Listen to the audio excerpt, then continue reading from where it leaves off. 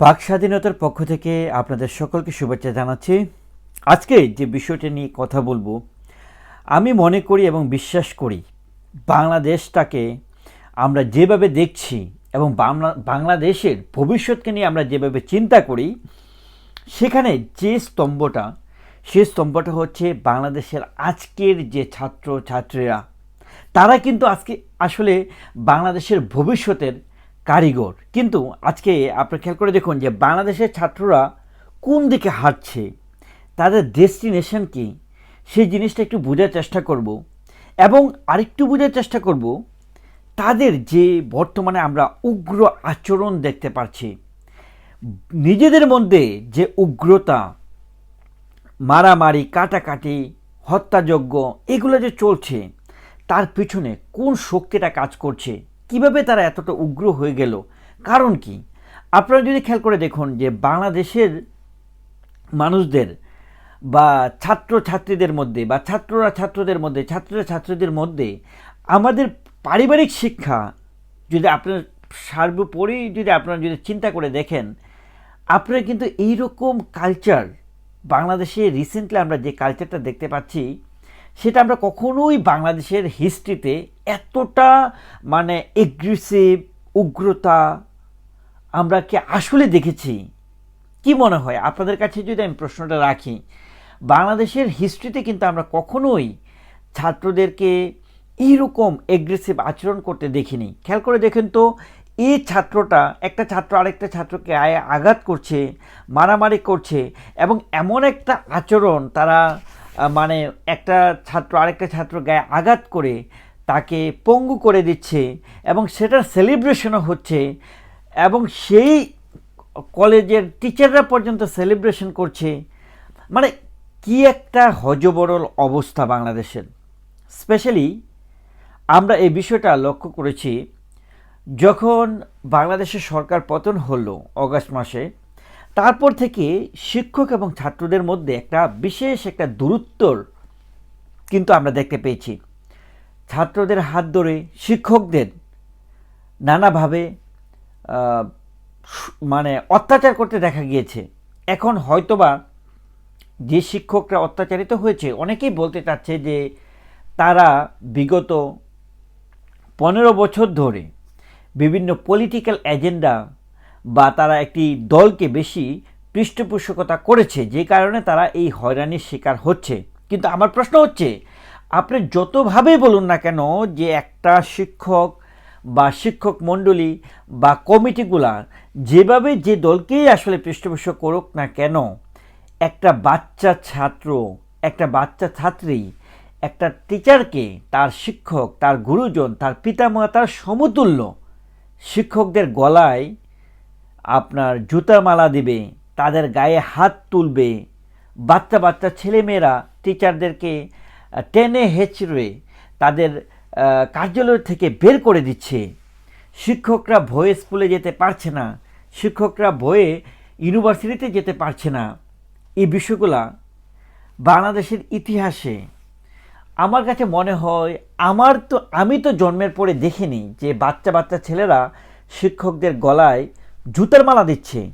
যেখানে বাচ্চাটার বয়সটা যদি আপনারা খেয়াল করে দেখেন, আমি অনেক ভিডিও দেখেছি যে রিসেন্টলি যে বাচ্চাটার বয়স সর্বোচ্চ 10 থেকে 12 হবে, এরকম অনেক বাচ্চাকে দেখেছি। টিচারদেরকে বলছে যে তারা নাকি তাদের মুখের ভাষা কেড়ে নিয়েছে, তাদের বাক স্বাধীনতায় হরণ করেছে, তাদেরকে অত্যাচার করেছে, তাদের মুখের ভাষা কেড়ে নিয়েছে, এরকম নানা ধরনের অভিযোগ করছিল। আমার এখনও মনে আছে আমাদের স্কুলের স্যাররা আমাদের সাথে তাদের আচরণটা কীরকম ছিল। এক্স্যাক্টলি আগে আপনারা খেয়াল করে দেখবেন, এখন থেকে 40-50 বছর আগে, 20-30 বছর আগে যদি খেয়াল করে দেখুন যে বাংলার প্রতি ঘরেই বাবা মায়ের শাসন ব্যবস্থাটা কিন্তু একটু ডিফারেন্ট ছিল। তারা কিন্তু বাচ্চাদের গায়ে হাত তুলতো, বকা দিত, ঝাড়ি দিত, আবার পরক্ষণে তাদেরকে বুকে আগলে জড়িয়ে ধরতো।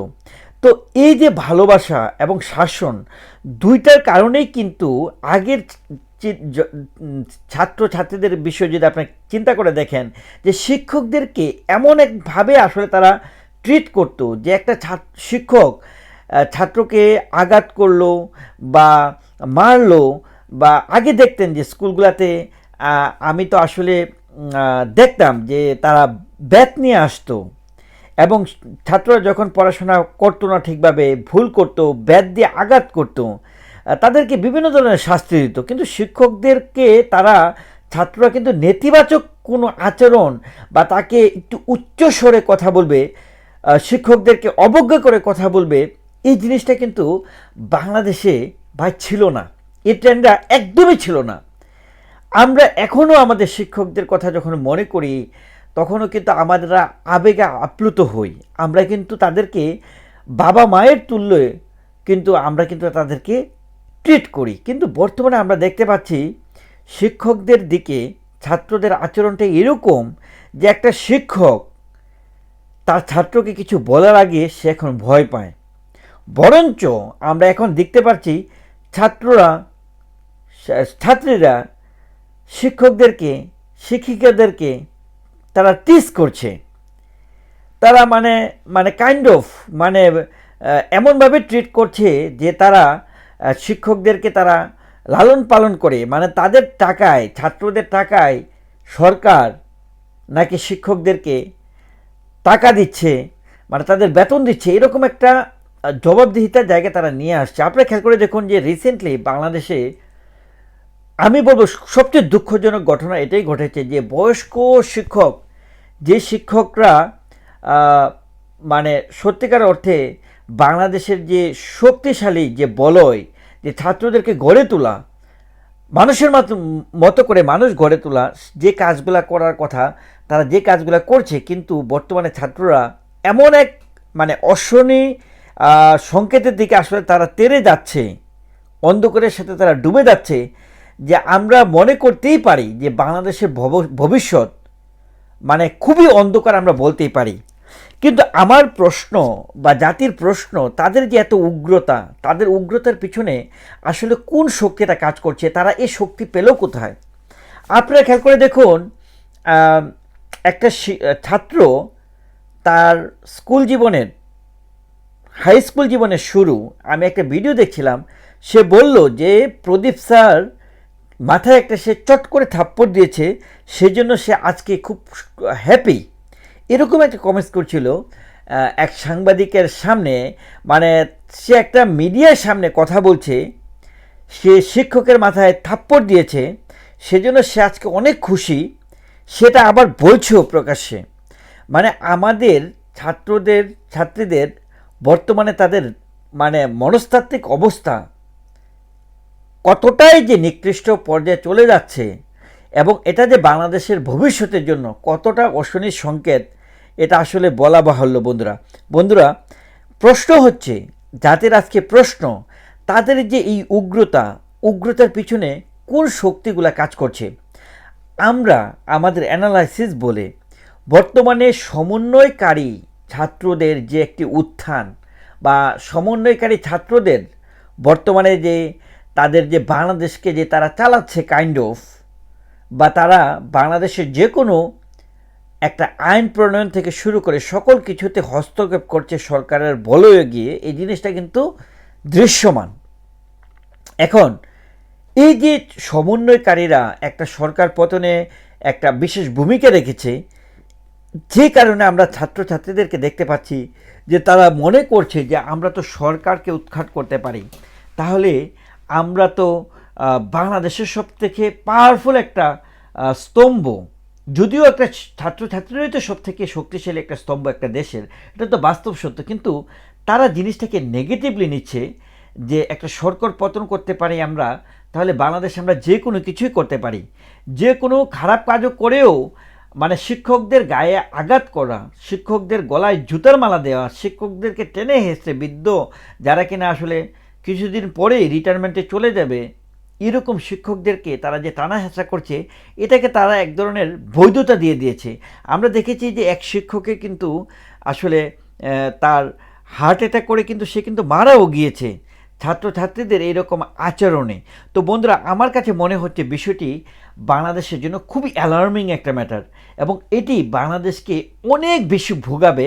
এবং এই শক্তি, যেই উগ্রতার জন্য যে শক্তিটা সবচেয়ে বেশি কাজ করেছে বলে আমি মনে করি, সেটি হচ্ছে যে সমন্বয়কারীদের, ছাত্র সমন্বয়কারীদের অতিমাত্রায় ইদানিং আমরা দেখতে পাচ্ছি যে সকল কিছুতে তাদের যে মানে নিজেদের পার্টিসিপেশন, যে আপনার বাংলাদেশের সকল জায়গায় যে আইন প্রণয়ন, বাংলাদেশে কি হবে না হবে, কারা করবে, সরকার কে গঠন করবে, সরকার কে ভাঙবে, কে হবে না হবে, সকল কিছুতে তাদের যে অবস্থান, এটি এক ধরনের নেতিবাচক ইমপ্রেশন ক্রিয়েট করছে।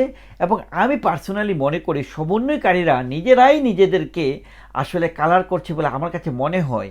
তাদের যে কর্মকাণ্ডে মানুষ যতটা খুশি হয়েছিল, এখন তারা সকল কিছুতে আসলে আগ বাড়িয়ে নাক গলাচ্ছে বলে জনগণ কিন্তু তাদের দিকে একটু নেতিবাচক দিকেই দেখছে। এবং তাদের এই উত্থান, যে উত্থানকে কেন্দ্র করেই আসলে ছাত্রছাত্রীরা মনে করছে যে তারা যা ইচ্ছা তাই করবে, তারা শিক্ষকদের উপর অপ্রীতিকর ঘটনা ঘটাবে এবং এতে করে তারা কোনো জবাবদিহিতার বলে যাবে না, এরকমটা তারা মনে করছে। তাদের নিজেরকে তারা মানে এক ধরনের সবচেয়ে বাংলাদেশের শক্তিশালী স্তম্ভ হিসেবে ভাবছে।